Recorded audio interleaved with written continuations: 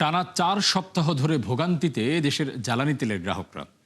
বাড়তি দামে আমদানি কিংবা নজরদারি স্বাভাবিক হচ্ছে না পরিস্থিতি, উল্টো বাড়ছে বিশৃঙ্খলা। ভোগান্তি কমিয়ে আনতে পাম্পে পাম্পে ট্যাগ অফিসার নিয়োগে ডিপুতে বিজিবি মোতায়েন সহ সরকারের পক্ষ থেকে নানা উদ্যোগ নেওয়া হচ্ছে। রাকিব হোসেনের রিপোর্ট।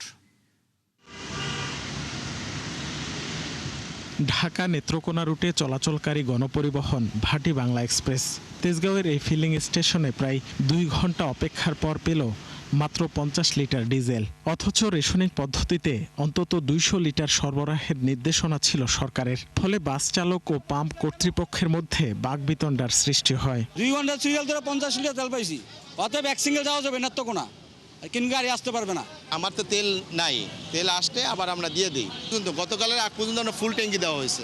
একদিকে ডিপো থেকে সরবরাহ কমেছে, অন্যদিকে আতঙ্কে গ্রাহকদের চাহিদা বেড়েছে। এমন পরিস্থিতিতে দিনের বেশিরভাগ সময় বন্ধ থাকছে পেট্রোল পাম্পগুলো।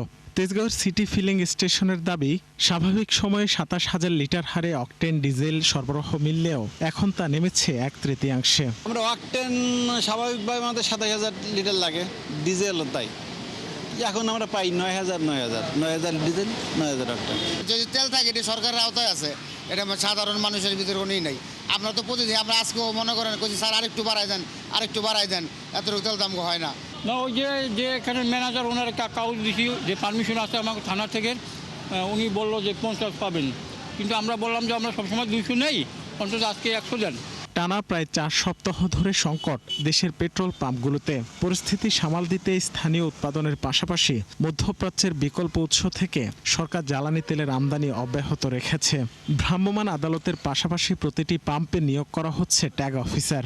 সরবরাহ নিশ্চিতে 9 জেলার 19টি ডিপোতে মোতায়েন হয়েছে বিজিবি। তবুও কিছুতেই যেন কিছু হচ্ছে না।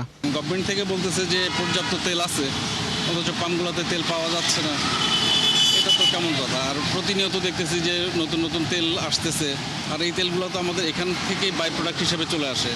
এইটার এত ক্রাইসিস হওয়ার তো কোনো কারণ দেখি না। অকটেনের কেন এত ক্রাইসিস হবে? না, প্রয়োজন ছাড়া আসি না, কিন্তু ধরেন আগে যে সময় তেলটা অ্যাভেলেবেল ছিল, আমি তখন মনে করেন 500 টাকার তেল নিতাম।